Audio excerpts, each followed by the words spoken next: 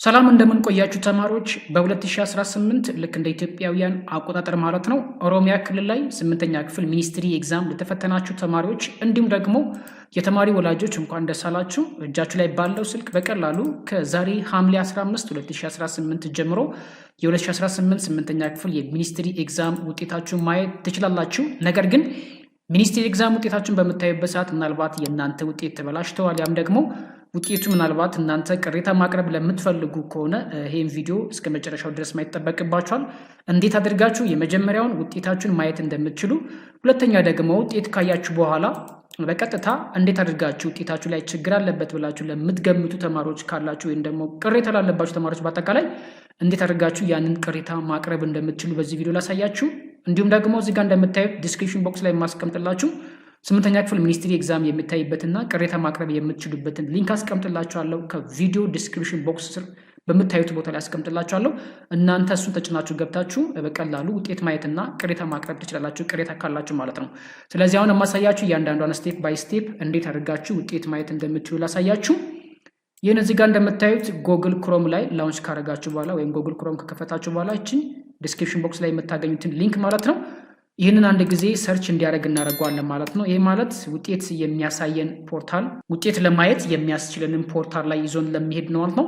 በስልክ ለምትጠቀሙ ወላጆችም እንዲሁም ደግሞ ተማሪዎችም ካላችሁ አጠቃቀሙ ተመሳሳይ ነው፣ ምንም ልዩነት የለውም። እዚህ ጋር እንደምታዩት ስልካችሁ ላይ ቼክ ማይ ሪዛልት የሚል ነገር ሊኖር ይችላል። ወይም ደግሞ ካላገኛችሁ ከላይ ቼክ ሪዛልት የሚለውን አንድ ጊዜ መጫን ይጠበቅባችኋል ማለት ነው። ውጤት አይታችሁ ከሆነ ግን እዚህ ጋር እንደምታዩት ኮምፕሊያንት የሚል አለ። እሱ አስረዳችኋለሁ። መጀመሪያ ውጤቱ እንዴት እንደሚታይ ላሳያችሁ ማለት ነው።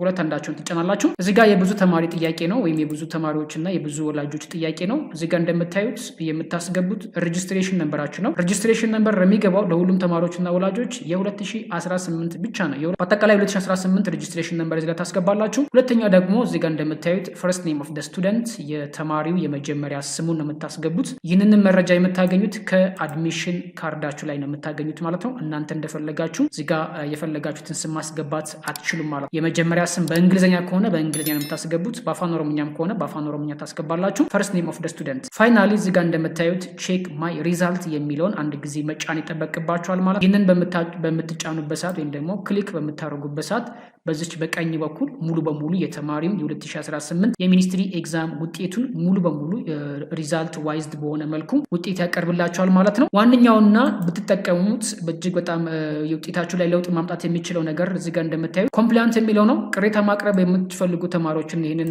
መጠቀም የምትችሉት ማለት ነው። ቅሬታ ማቅረብ ለምትፈልጉ ተማሪዎች ወይም ደግሞ የተማሪ ወላጆች ካላችሁ ማለት ነው እዚህ ጋር ሁለት ነገር ነው የሚጠይቃል። የመጀመሪያው ሬጅስትሬሽን ነምበራችሁን ታስገባላችሁ። ሁለተኛው ደግሞ ፈርስት ኔም ኦፍ ደ ስቱደንት ወይም ደግሞ የመጀመሪያ የተማሪውን ስም እዚህ ጋር እናስገባለን። የወላጅ ስም ያስ ፋይናሊ እዚህ ጋር ሰርች ስቱደንት የሚለውን አንድ ጊዜ ክሊክ ካደረጋችሁት በኋላ ማለት ነው እዚህ ጋር አጠቃላይ የተማሪው ሙሉ በሙሉ የ6 ትምህርት አጠቃላይ 6 ትምህርቶች ያመጣላችኋል። ከዛ በኋላ በየትኛው ትምህርት ላይ ቅሬታ ማቅረብ እንደምትፈልጉ ያስመርጣችኋል። ፋይናሊ ሰብሚት ዩር ኮምፕሊያንት የሚል በተን አለ። ያን ተጭናችሁ ቅሬታችሁን በቀላሉ እጃችሁ ላይ ባለው ስልክ ማቅረብ ትችላላችሁ ማለት ነው። ይሄን የዩቲዩብ ቻናል ሂሳብ ትምህርት የምንማማርበት የዩቲዩብ ቻናላችን ነው። ወደዳችሁት ዩቲዩብ ቻናላችን ተቀላቀሉ። እንዲሁም ቪዲዮ ደግሞ ላይክ አድርጉ፣ ለብዙ ተማሪዎች እንዲደርስ ማድረግ ትችላላችሁ።